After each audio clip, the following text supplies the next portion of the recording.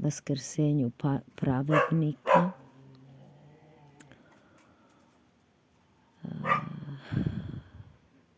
Oni bi se radovali jer je pravednik uskrsnuo. Uskrsnuo, ustao od svojih dela, a naša sva dela jesu nečista. Ostavio svoje puteve, ustao od svog mudrovanja, od svojih misli, jer naše misli nisu Božje misli i naši putevi nisu Božji putevi. I kada pravednik vaskrsne, odnosno ustane od smrtnih dela, odnosno od greha,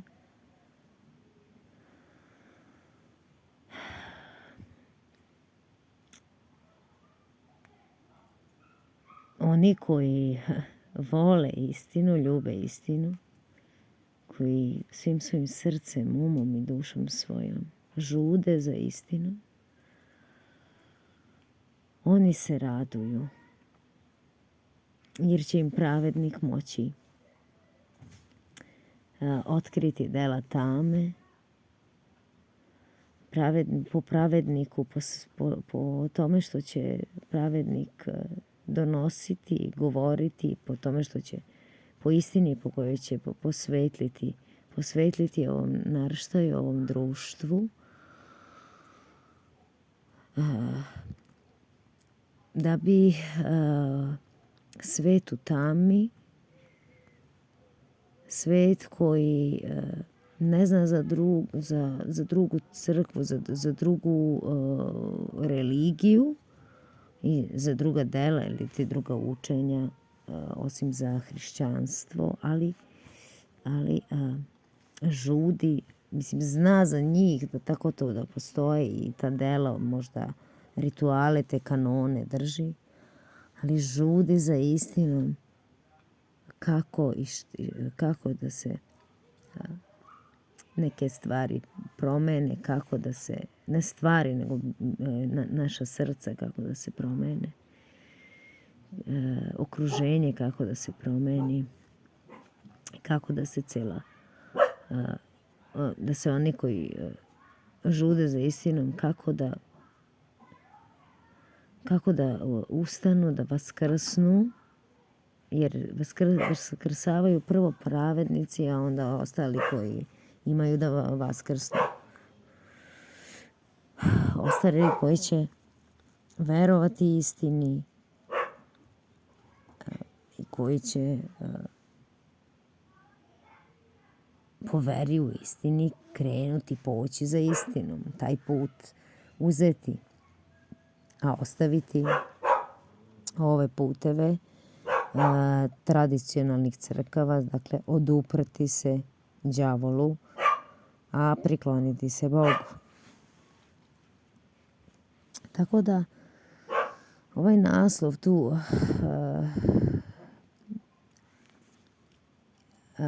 da se ovi raduju istinski, da zaista mogu ovi da se raduju, ne bi nosili crne mantile, ne bi bili u žalosti, mislim, na spolja kao u žalosti, u toj crnini, da telo svoje obuku u crno, u tu boju žalosti.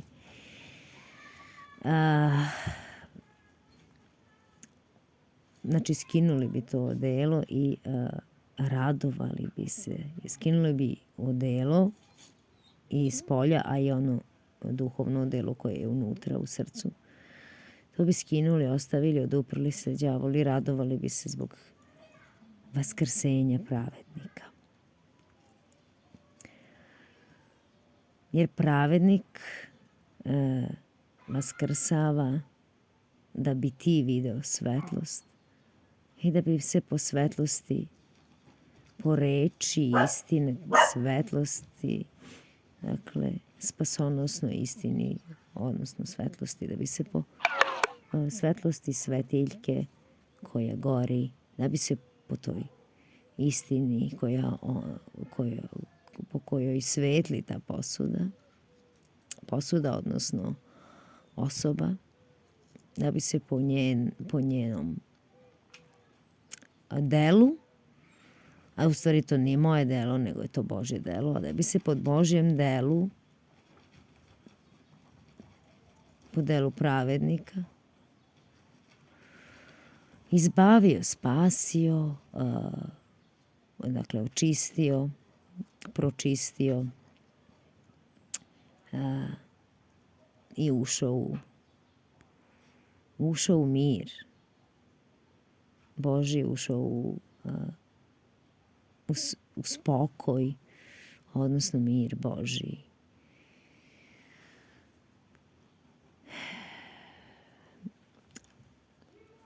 Carstvo mrtvih koje su religiozne i tradicionalne crkve, to je carstvo mrtvih. Oni se ne raduju vaskrsenju pravednika, jer oni su ubili Gospoda i njihova dela, oni su ta sprava za mučenje njihova dela, muče pravednike, probadaju, razapinju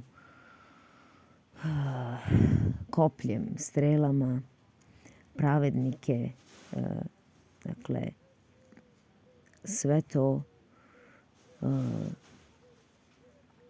što je u njihovom u doktrini, nauci, u učenju tog carstva, dakle ovih službenika u crnim mantilima, dakle njihova dela,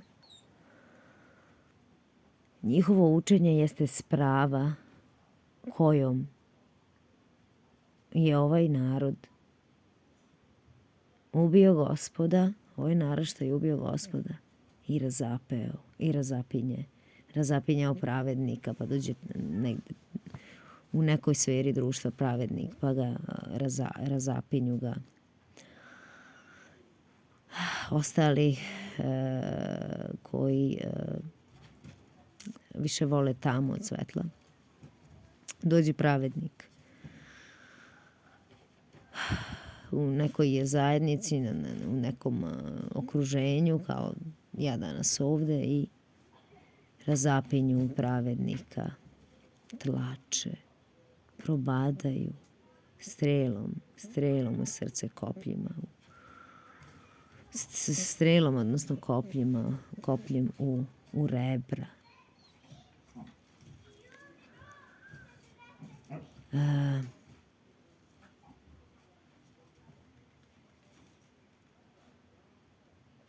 I u šake, tako da te spreče u noge, u šake, tako da te spreče, razapnute, probodute noge i šake, tako da te raspnute, tako da te spreče da nosiš istinu svetu, da se propoveda vest radosti, odnosno radosna vest, da oni koji su pali u grobnu jamu, to su sva učenja tradicionalnih crkava, to je grobna jama, to su sve tradicije, sve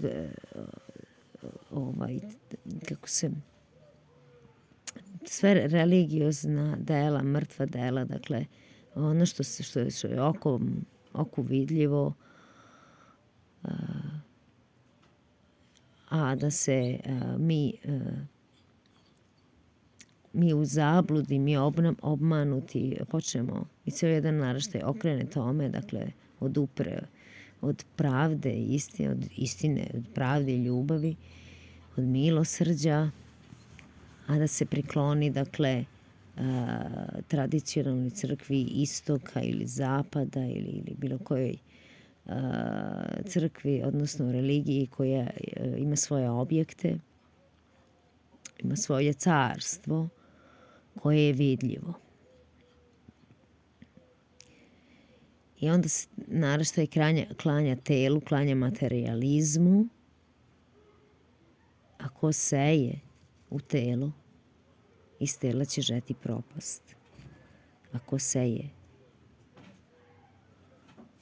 ono što je neprolazno, a neprolazno je duh istine. Duh istine koji živi u vek vekova, u sve vekove. On je neprolazan, a sva ova carstva vidljiva, ona su prolazna, njih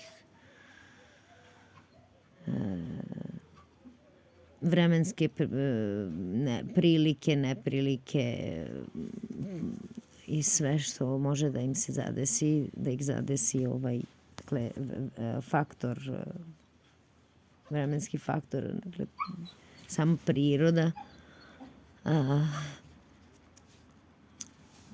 uništava ta i mora da se onda u to ulaže, da se rekonstruiše, dakle, pošto se nešto negde pokvarilo. To je, dakle,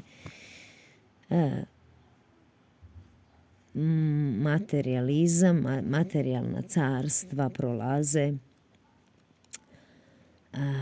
i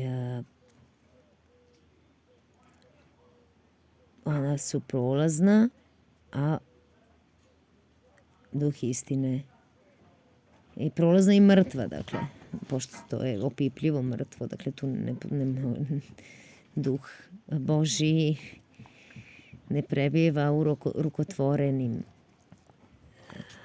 pa pisma tako svedoče da duh Božji ne prebijeva u rukotvorenim hramovima, odnosno rukotvorenim crkvama, koje su u stvari spomen obeležja za one po kojima se nazivaju. Dakle, to su spomen obeležja da se nazovu, da se izgrade, da se to spomen obeležja, odnosno kapela, nazove nekim velikanom tog društva, tog naraštaja, tog vremena. Sad ovde, nije malo slučajno da ovde odmah ispod ovog Rafaila, kako mu je već svetovno ime, ali ovo mu je ime u tom kraljevstvu mrtvih. U tom carstvu mrtvih on dobije drugo ime, dakle, ime Rafailo, dakle, ime mrtvo, religiozno. I onda on postaje misionar tog carstva. A misionari su oni koji idu po celom svetu, putujući morima i kopnima, tražeći samo jednog učenika i kada nađu jednog da zavedu, samo jednog da zavedu traže, ali zavedu u stvari mnoštvo. I oni ga tada učine, pošto se neko njima pokloni, oni ga čine sinom pakla, sinom propasti, dvostruko gori, nego što su sami oni. Dakle, dvostruko gori postaje onaj koji im se pokloni,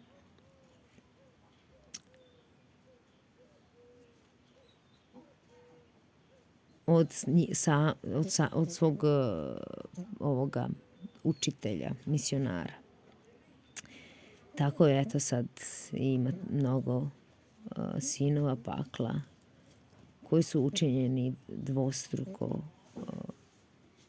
koji su postajali dvostruko gori od svojih učitelja.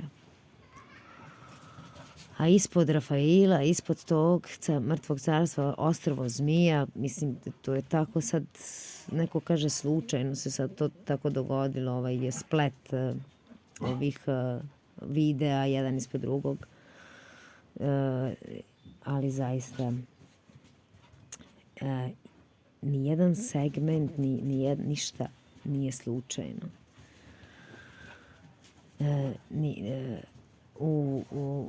U pismima, u Bibliji, u zapisima, dakle, koji se zove knjiga, odnosno Biblija, u zapisima tamo čak crtica jedna jota nije slučajna, tako da će se sve ispuniti, čak i taj zarez, ta crtica, ta jota.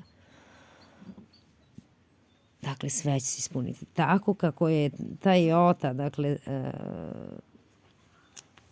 nije slučajna, tako ni ovo ostrvo zmija ispod carstva mrtvih nije slučajno. A među ovim, u tom carstvu, dakle, ti kraljevi koji se zovu patrijarsi, oni su guru, duhovni vođa ovih ostalih. On je duhovni vođa ovih ostalih i duhovni vođa svako ko želi da mu on bude duhovni vođa. Svako ko se pokloni ocu, guru, Porfiriju i onom pre, taj guru znači duhovni vođa. Dakle, ta osoba jeste duhovni vođa te osobe, tako da su ovi danas, dakle, carstvo mrtvih je guru, odnosno duhovni vođa današnjih upravitelja, današnjih vladara, vlasti, ministara, institucija, državnih institucija i svega, znači svega. Zdravstva, školstva, svega što se danas zove država, duhovni učitelji, guruji jesu ove osobe iz carstva mrtvih. Dakle, veo tame jeste učitelj današnjeg vremena, današnjeg društva, odnosno današnjeg naraštaja koji deluje, koji prebiva u ovim vremenima na teritoriji Srbije. Da ne kažem republika, jer Srbija je u delu monarhije, tako da to republika otpada, što se mene tiče, trebalo bi da se otvoreno napiše da je to monarhija, da se otvoreno napiše i da se promeni, dakle, to republika u monarhiju, jer Srbija ima krunu kao simbol ovog vremena, zadnjih 30 godina i 30 i više godina ima krunu, dakle, na zastavi kao obeležje jednog vremena, obeležje jednog naraštaja.